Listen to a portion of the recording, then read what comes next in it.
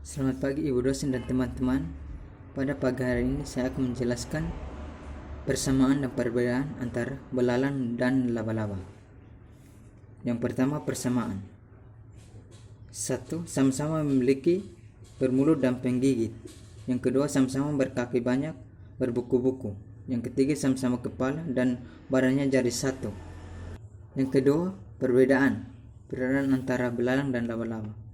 Yang pertama, laba-laba mempunyai 8 kaki, sedangkan belalang hanya mempunyai 6 kaki. Yang kedua, belalang terdiri atas 3 bagian tubuh, yaitu kepakan, toraks, dan abdomen, sedangkan laba-laba hanya terdiri atas 2 bagian gandum, yaitu kepala dan toraks. Yang ketiga, laba-laba memiliki mata sederhana, sedangkan belalang memiliki mata majemuk. Yang keempat, laba-laba mampu membuat jaringan sutra, sedangkan belalang tidak bisa. 5. Laba-laba tidak bisa terbang, sedangkan belalang memiliki sayap untuk bisa terbang. Baik, yang kedua saya akan menjelaskan bagian-bagian belalang. Yang pertama, antena. Antena adalah bagian tubuh yang berguna sebagai sistem indera pada antrapoda. Fungsi antena sebagai indera sensorik, sedangkan fungsi lainnya dari antena yaitu menerima rangsangan fisik, bau, suhu, kelembaban, suara, dan terkadang menerima peranan penting dalam proses perkawinan serangga. Baik, yang kedua, mandible adalah sepasang bagian mulut digunakan baik untuk menggigit atau memotong dan memegang makanan.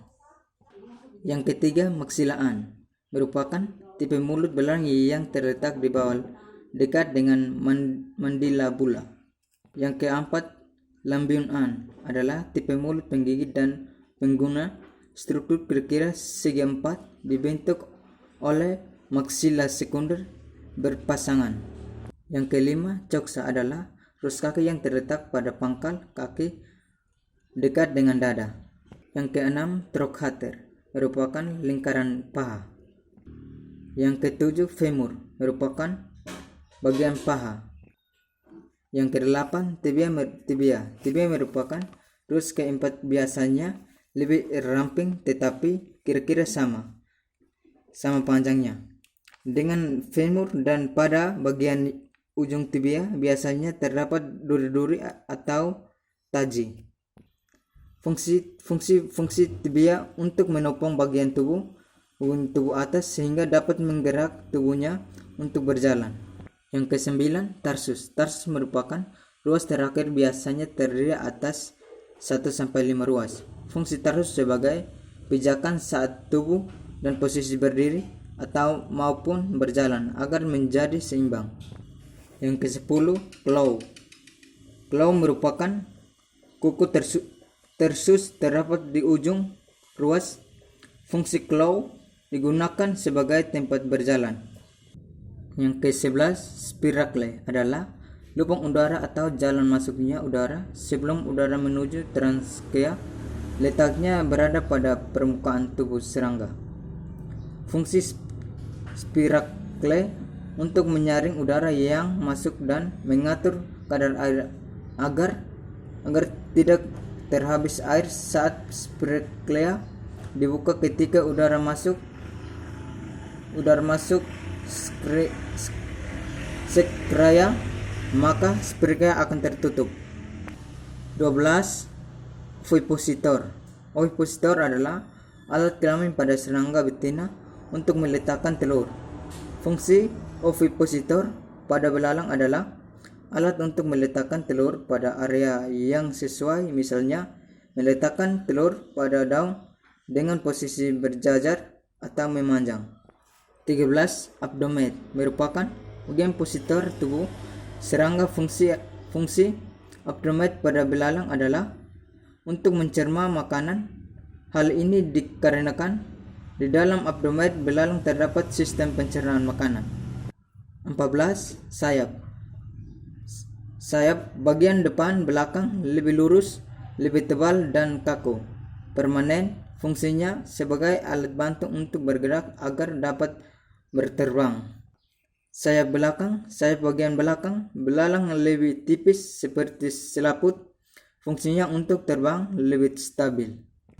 15. Toraks. Toraks merupakan bagian tubuh serangga yang terdiri atas 3 bagian: protoraks, promontour, mesotoraks. Fungsinya dari toraks untuk bergerak. 17. Kepala. Kepala merupakan daerah tubuh depan mempunyai kapsul. Mempunyai fungsi kepala yaitu untuk mengumpulkan makanan dan manipulasi penerimaan rangsangan dan otak. Perpaduan saraf. 17.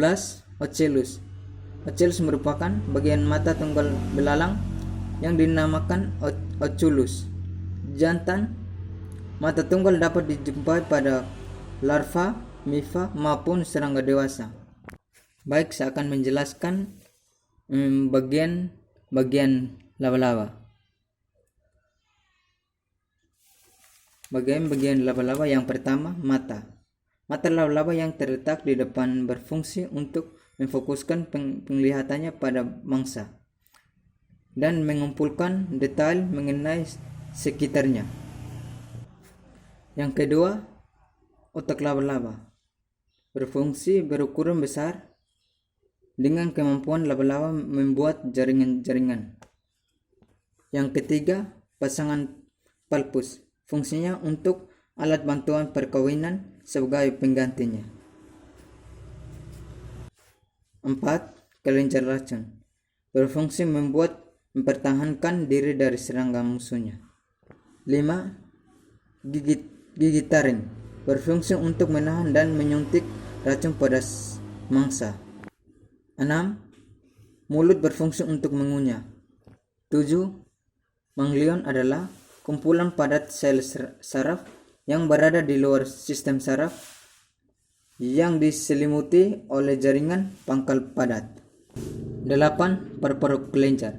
Fungsinya untuk memperlambatkan gerakan lebih cepat. 9. Kelenjar sutra. Berfungsi untuk membuat perangkap atau jaringan mereka dan membantu mempergerakan laba-laba berayun ke satu tempat ke tempat yang lain, dan menjerat mangsa membuat kantong telur melindungi sarangnya.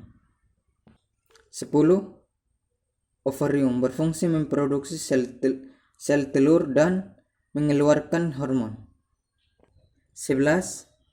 Alat emitel. Berfungsi benang sutra yang dihasilkan oleh kelenjar sutra tersebut penting untuk membungkuskan telur. 12. Usus tenga. Usus tenga berfungsi sebagai sistem pencernaan. 13. Perut hati. Berfungsi dalam pencernaan, penyerapan makanan, dan otot abdominal membuat proses pernafasan otot. Otot abdominal melindungi organ-organ dalam. 14. Cephalothoraks. Berfungsi untuk merisi organ sensorik, organ makanan, dan penggerak. Sekian dan terima kasih Ibu dosen dan teman-teman.